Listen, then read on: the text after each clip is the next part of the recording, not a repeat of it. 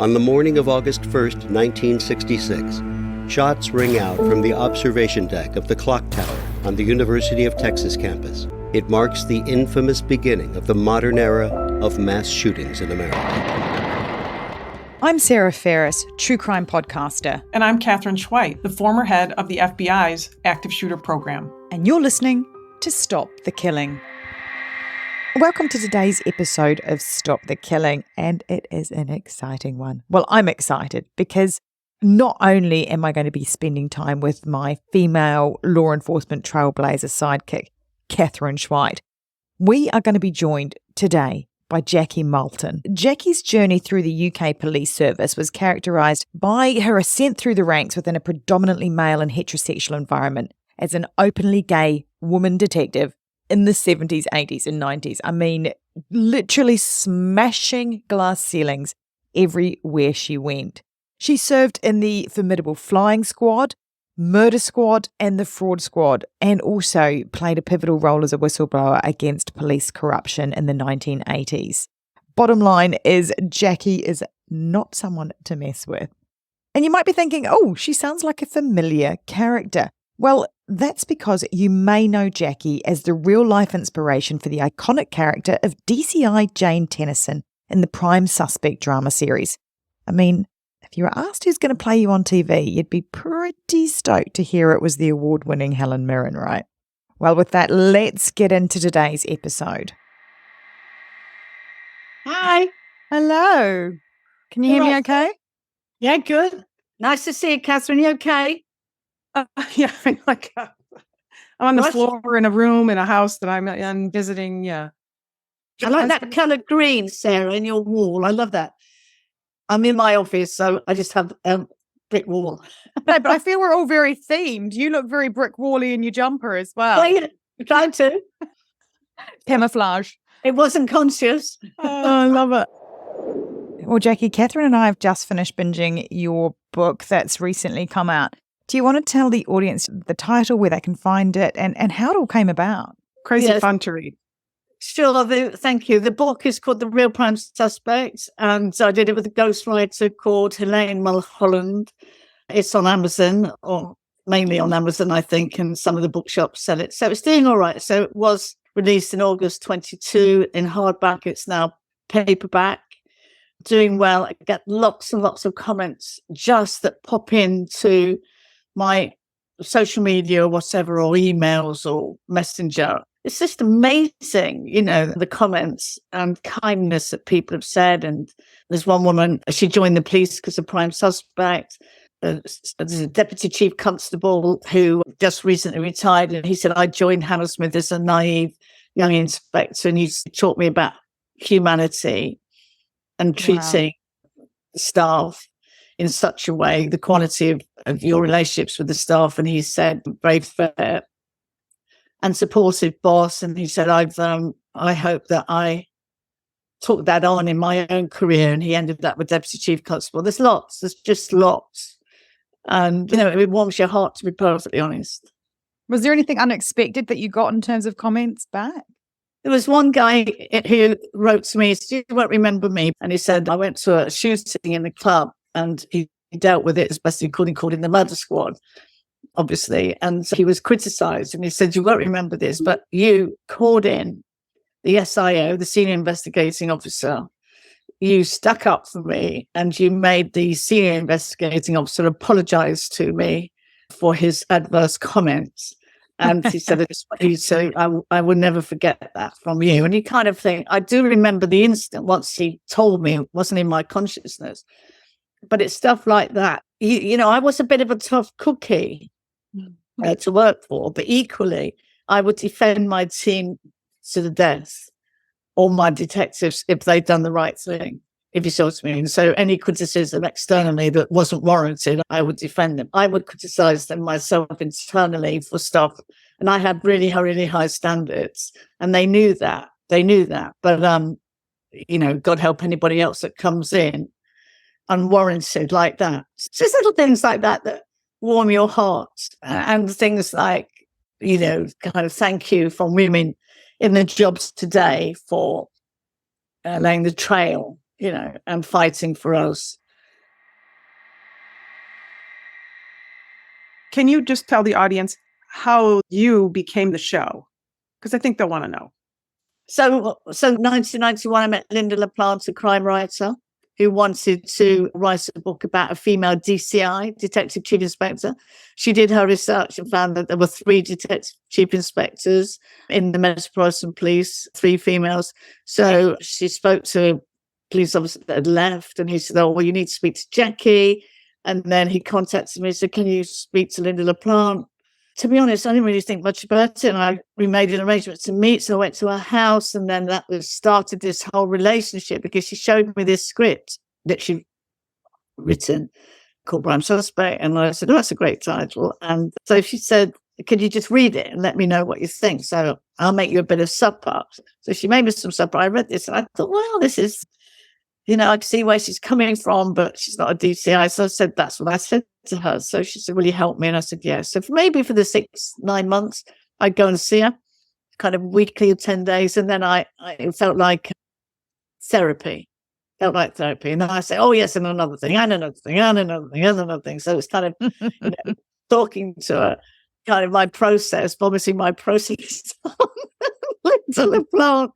And then she never take a note. She'll write one thing down, but it kind of soaked it all up, and then she'd redo the script, and then these things would start to come into the script, my experiences, my habit. Love it. Always be doing this, and used to smoke and blah, blah, blah. Anyway, and then she said Helen Mirren was the actress played the DCI Tennyson. I met her, and then the rest is history, I think. It just changed her life. It changed my life. It changed Helen Mirren's life, I think, to be fair. And I'm forever grateful to it. Forever grateful to that program. I think in law enforcement, you have to be assertive on the street.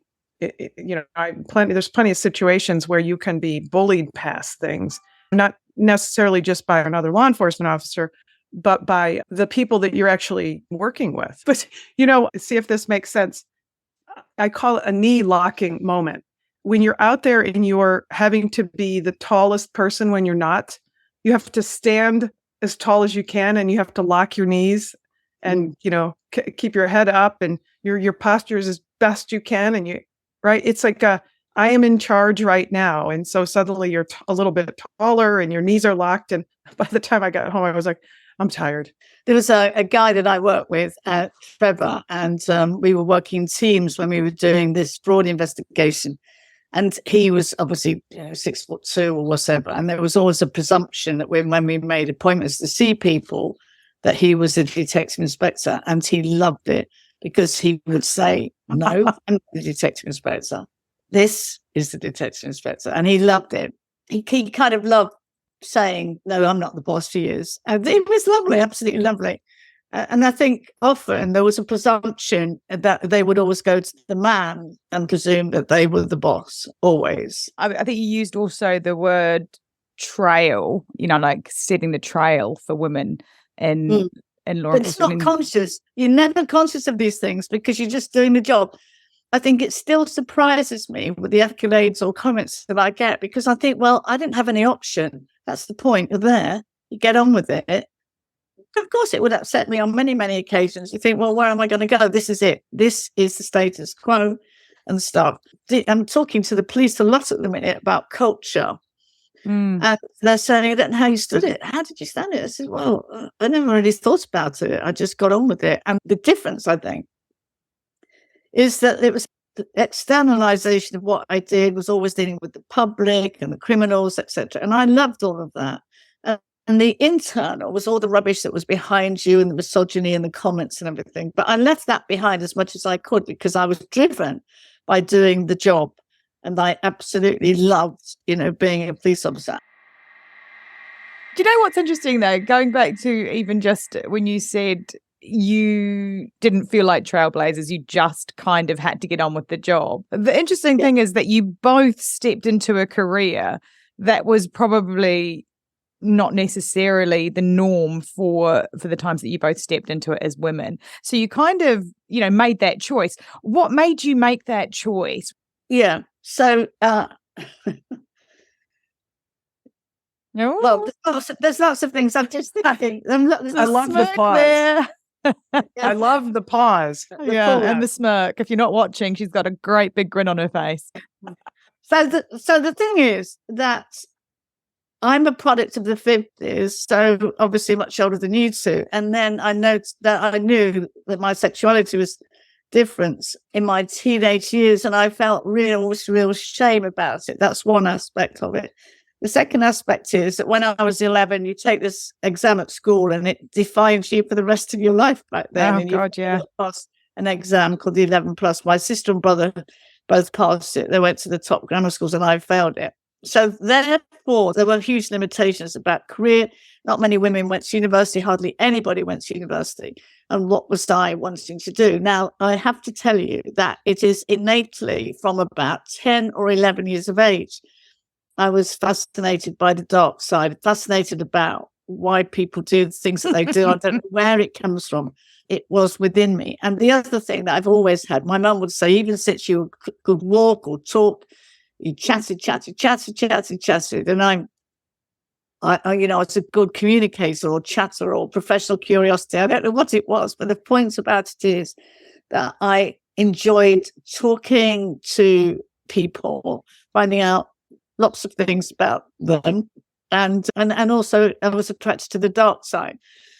So on the TV, there were two great TV programs, fictional programs. One was called No Hiding Place, and the other one was called Dixon the Dark Queen, and they were my favorite programs. They were police programs.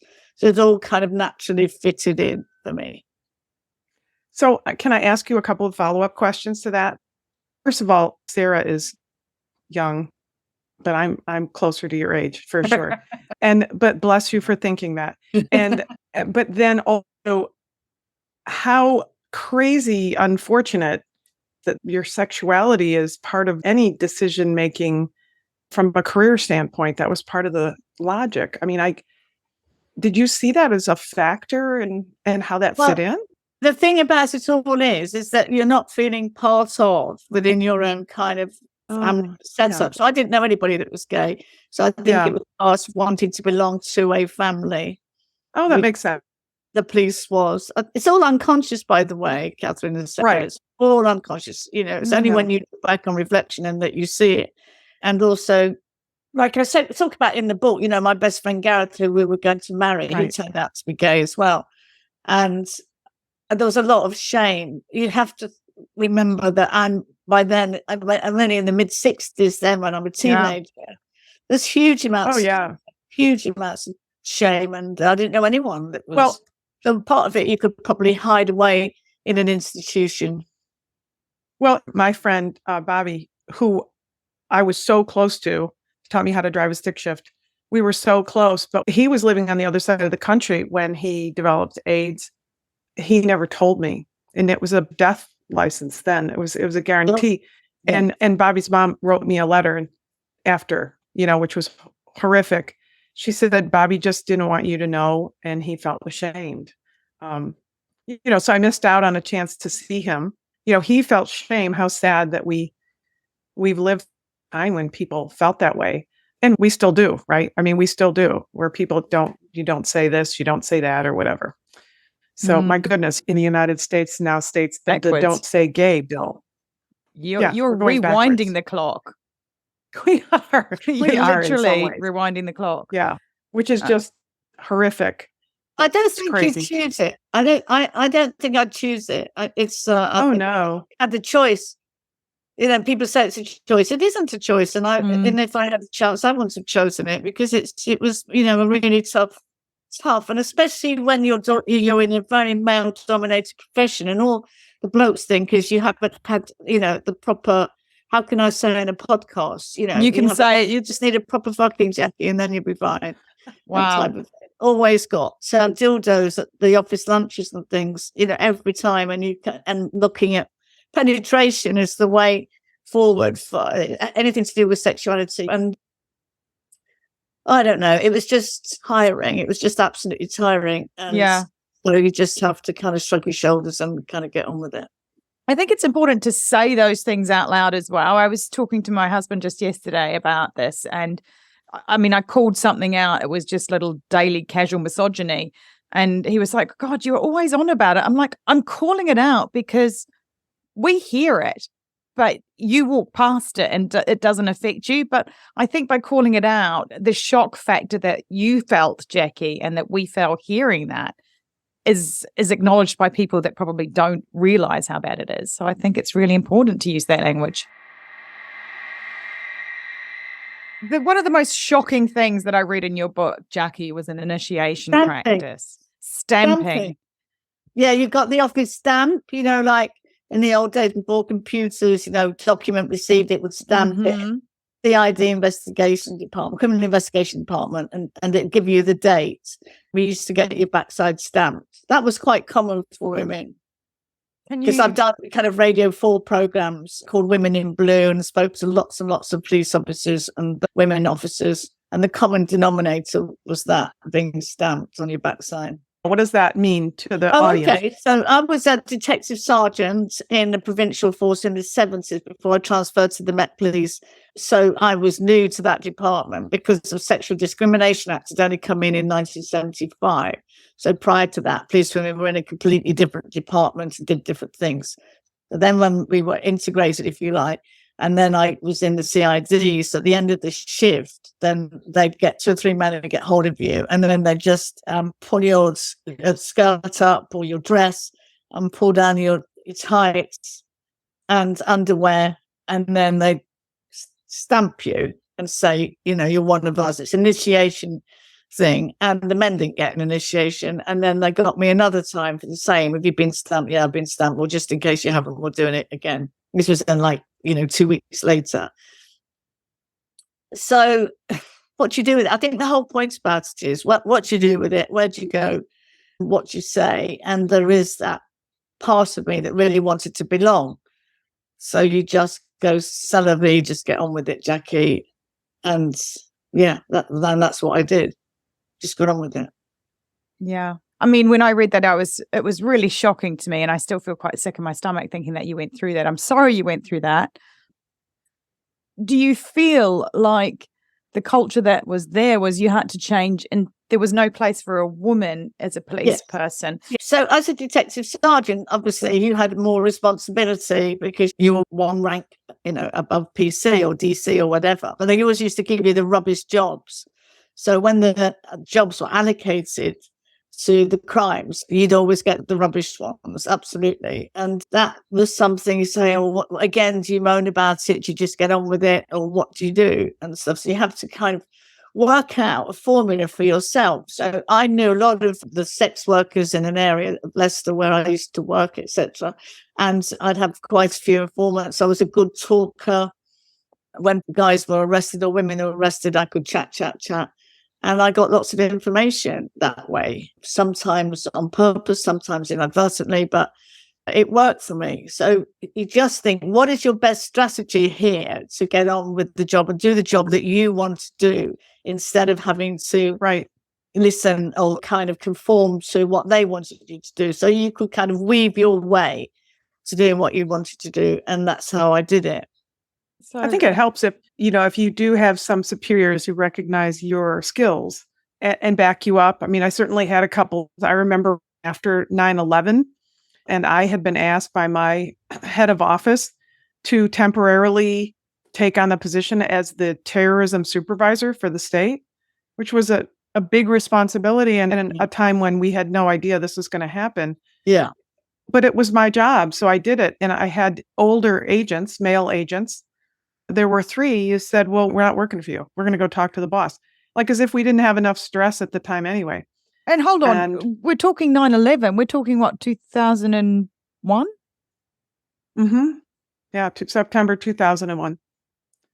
And I'm the acting terrorism supervisor. And I'm working in a command post where we're all working a bunch of hours. And I will point out, just for a side note, that I was at that time divorced with 2 little children. And I lived an hour from the office where I had to go every day. And we were on 12-hour shifts. So I really didn't have time to take any shit from anybody. Yeah. And I think it wasn't about experience. I think it was because I was a female. I don't think they would have ever said that in any circumstance if it was a younger guy. What happened? Well, I never saw those guys, again that day. And later I went up to the boss's office and I said, did these people stop in? And he said, oh yeah, they did. And I said, what'd you tell them? And he said, I told them, do your job and get out of my office. So good boss. But you don't always get that. Did either of you ever have that sort of full circle moment where you got to confront those people that were so misogynistic back in the day? I mean, we're talking 2001 for you, but like Jackie, you're talking, decades ago that this happened. And what happened to you in that, even in that stamping situation, would now be viewed as sexual assault. Would that be fair to say? Yeah, no. So a lot of their behaviour is tribal, I think. And so if you spoke to people on a one-to-one, then they were absolutely fine. But so the guy who was on the flying squad who told me that he wasn't working with a woman, I don't know, in the book, he says, he's the same rank as me, detective sergeant. I'm a detective sergeant. My first day on the flying squad, he said, why don't you fuck off, you cunt? He said, I'm not working with a woman. And years later, I'm a detective inspector and I'm in a different Scotland Yard department. And he comes into my team where I'd been there for a bit. So he starts going on about what's your girlfriend, she's a lesbian and all of that type of thing. And he's about 6'3". And so I remember scraping my chair back in my office and saying, you outside now. And I got into the corridor and I stood on my toes and I put my finger far up his nose as I could and said, you just try it, sunshine. You just try it. I'm the senior DI this time, not you. And if you try it, I'll be down the commander's office like a photo up a drain pipe. Do you understand? And he went, you'll get no trouble from me. And that actually squashed it on the head, because this time I was the senior DI. And it's not about being the senior DI, but I wasn't having any of his shit. And I'd had enough of him. And so, and the thing about it all is, the thing about this, and I'm sure you've experienced it both yourself, what you realize is these guys like him, bullies, they suffer from low self-worth. They feel inadequate within a group of men. And the only way that they can kind of deal with that is to project. And the fact that they will project onto, yourself because you're the woman. And you could just see what he was doing. He couldn't see what he was doing consciously. Yeah. So, and then when we did Prime Suspect with Linda LaPlante, I told her all about him. And then she created this character called Sergeant Otley, played by Tom Bell. Yeah. And I had loads of phone calls. Loads. Joe, we know that is Jackie. Well done. Revenge is best served cold. So I'd waited over a decade to get my own back on him. Wow. I mean, we just happened to mention it to Linda LaPlante. So she said, oh, this is great drama. I'll use it. And I got my own back. Wow. I love that. Revenge is a dish best served cold. Suits that perfectly, because when I'm hearing you two talk, I'm simmering like a kettle. And I can just imagine like having to deal with that every day. I think I would be on the other side of the bars. I mean, I think it takes an amazing inner strength to be able to hold your nerve and keep your eye on the prize. You have to really just constantly push it aside and just do your job.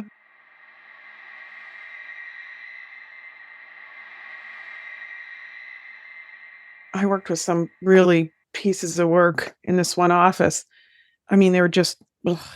One of them, his view is that women belonged pregnant at home, and he was very vocal about it. But this other guy said, can you come to this prove up? Because there were only 4 of us who worked in the office, and it was a bit of ways from the main office, and he needed somebody to prove up on a case. A lineup is in person, but when you prove up somebody, it's on a card with pictures, and the victim was a 16-year-old girl, a local, carny coming through, had sex with her. And that's a federal violation of the Mann Act, when you take somebody across state lines who was a minor and have sex with them. So there's a federal law called the Mann Act. And I know that's a weird name, but it's just named after a person. And not the whole gender. Not the whole gender, although it's appropriate. And when it's kind of ironic. And I mean, say it like you see it. Right, exactly. So imagine how stupid this guy must have been, that we went to this young lady's house, and her brother was like 10. He was there, and she lived in a really poor area. And we went to a house. So the agent said, well, we want to talk to your daughter. And they were, okay. And he shows this picture to this girl, her 10-year-old brother, and says, did you have sex with this guy in front of her parents and 10-year-old? Mm-hmm. And of course, she's 15 or 16. What does she say? No. I knew that he had embarrassed that girl to no end at that moment. And I said to him, Gene, that's his name, Gene. I said, Gene, I'm going to take her for a walk. Why don't you talk to the boy? Yeah. And I took her for a walk, and I just talked to her about respecting herself and not letting people take advantage of her in the future. And eventually we walked our way back towards the house. Gene was standing next to his car. So he's like, where have you guys been? I'm like, dude, doing your fucking job. So it wasn't my case. It was his case. And she walked past Gene and she said, I want to look at the pictures again. Oh, wow. And he flipped up the prove up pictures and she said, that's the guy. Yeah, well done. Yeah. It's all about the nuances, isn't it? It's about the complexities. And often with that linear thinking that some men have. I'm sure that is so true. It's a linear thinking. Did you or didn't you? Yeah, black or white, yes or no, boss. Life isn't like that. It really isn't like it. And I think that's where women are far better in many, many aspects. Not all of them, but, trying to kind of get underneath the issue. So I always quote the same kind of thing. Some kids arrested. Did you break that window? Throw a brick through that stepfather's window? Yes, I did. Yeah, you nicked the criminal damage, but why did you do it? Why did you throw that brick through your stepfather's window? And then it opens up as to much wider. And the answer is because he's been sexually abusing me for the last, God knows how long. And I think that there's a difference about trying to get underneath. Well, in my day, the police weren't interested in the whys and the wherefores. I don't know about you, Catherine, with the FBI, but they're not interested. So did you do it? Yes or no? And no, they just want to nick this guy, put him in prison, let him out. 6 months later, he goes back to doing the same thing. Exactly. I wanted to ask you this. Why do you feel compelled to do what you do now when you could just be hanging on the Riviera? Oh, right, hanging on the Riviera, yeah. So I kind of realized that I was using alcohol, so I looked at my own addiction and thinking, this isn't me, this is not who I am, etc. And I knew that there was something deeper inside of me and I didn't know how to access it. I think I'd lost myself along the way, and I wanted to find that true sense of self where I could validate myself, because I'm not making any excuses or I'm not blaming anybody. But when you're in an organization, always this self-doubt comes in when there's constant criticism, there's constant kind of negative behaviors and stuff. It all becomes a bit of a habit, and, and thinking, well, is this true? Is it not true? How do I hold on to myself in this very male-dominated profession? So that alcohol would ease it for a little bit. So cut a long story short, I don't drink. I haven't had a drink for 30 years. I went to Alcoholics Anonymous. Congratulations. Thank you very much. I went to Alcoholics Anonymous, and part of giving back is to do service, and that can be any form of service. So I went to university because I failed 11 plus, so I got my 2 masters, and one of those masters is a Master of Science in Addiction Psychology. So then I thought, I know criminals, I know about criminality, I know about addiction. So where can I best use that? And the best place to use it was prison. And I love it. I absolutely love it. I can't tell you the satisfaction. And I'm just supporting a double lifer that's been released, and I'm seeing him next Monday. And I see him quite often. But I just wanted to make a date in the diary before Christmas and stuff. He just said, you made my day, Jackie. And I've supported him maybe 5 or 6 years through the prison service system. So he's been in closed conditions, then open conditions, and now he's out in improved premises. He's got a job, etc., etc. But he killed 2 people in a 10-day binge 30 odd years ago when he was 28. He's now 60, so 32 years ago. And so we've had to have a look at his behaving, his offending, his addiction, etc. And it's a gift. It is a gift that these people trust you. That's the point. They trust me. And they will tell me things that they say they've never told another human being. I can't tell you the privilege it is for me that these men trust me. I just had one, it's just been released again. He was in for 2 domestic violence offences. He'd been in prison for both of them. And he thinks, well, I'm a nice guy, Jackie. I'm a really nice guy, I'm a nice guy. It's only circumstances. So again, a bit like one of my CID detectives was very, very tough on him, very, very tough on him, and looked at his controlling issues. He's a massive controller. Those were the issues in work and every aspect of his life, etc. And, to be fair to him, he didn't like it, but he took it on the chin. And then he will say, you've changed my life, Jackie. I said, no, I haven't changed your life. You've changed your life. I've just facilitated the process. Well, what a gratifying thing. That's how wonderful you must feel when you have that kind of impact. Yeah, and I think, well, it is and it isn't, but they have to do the work. That's the point. So I facilitate it. You take it or you leave it. And he took it. And many of them take it. In order to help themselves. And I think this guy, he is an absolutely, lovely, lovely man. And I kind of get them to look themselves in the mirror every day in the prison, if there is a mirror in the prison, say, look yourself in the mirror every day. Start to like yourself, because many of them just really, really, really despise themselves and they can't bear to see themselves. So you start by just saying, look yourself in the mirror. Sometimes they can't take that first step, right? Just pretend to be who you want to be and you will become that person. Yeah, we call it in AAs, we call it fake it to make it. So you fake it. There you go. It, and that's exactly the same thing. If you don't like, going to AA meetings in the first few months or something, just fake it, keep on. And then eventually you will become the person that you always wanted to be, because you learn to validate yourself from the inside. Whereas we seek, lots of us, in addiction especially, they seek to anchor themselves externally. Sometimes I did that just to be an agent. I kind of did a little fake it till I make it as a young agent. Yeah. Because I didn't know what I was doing. Yeah. I've got no idea how to make podcasts. So I think we've all been outed here. Indeed. My entire day, faking it till I make it. I love it. Jackie, thank you so much for joining us. Go ahead and tell us where people can find, again, all things Jackie Malton if they want to find you, Jackie.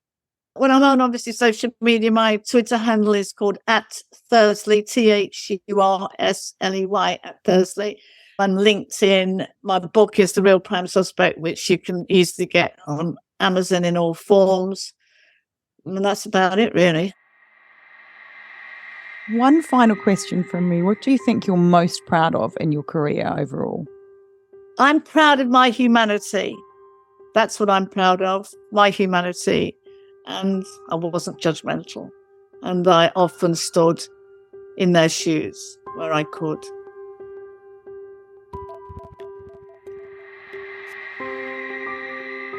Thanks for listening. And if you want to know more, Catherine's book, Stop the Killing, is out now. For more details, go to catherineschweit.com. Please consider also supporting our independently made podcast. It's simple to do. Go to patreon.com/Stop the Killing. And for as little as the price of a latte a month, you can be part of the solution to stop the killing. Patreon rewards range from official do-gooder status to ad-free episodes, autographed books, and opportunities to connect with us directly for your business, school, church, or even just a book club chat. But just knowing that you are part of a movement that has the power to make your community safer, well, that's got to taste better than a skinny cappuccino any day. So please head to patreon.com/Stop the Killing now and polish off your do-gooder halo and make sure to include your name so we can give you a shout out. This podcast is a community podcast production. That's con with an N. If you want more content, then head over to Community Podcast at Instagram, where you'll find trailers on more binge-worthy true crime, like the award-winning podcast Conning the Con. And check out our show notes for all the links mentioned. Finally, if you want one takeaway action that you can do right now that can help make our community safer, please share, rate and review this podcast wherever you listen. Everybody needs to know that they hold the keys to see something and say something. Together, we can stop the killing. It's one of those things you hope never happens, but you better train for it, because it will happen, and it will happen in places you wouldn't expect. be ready for it.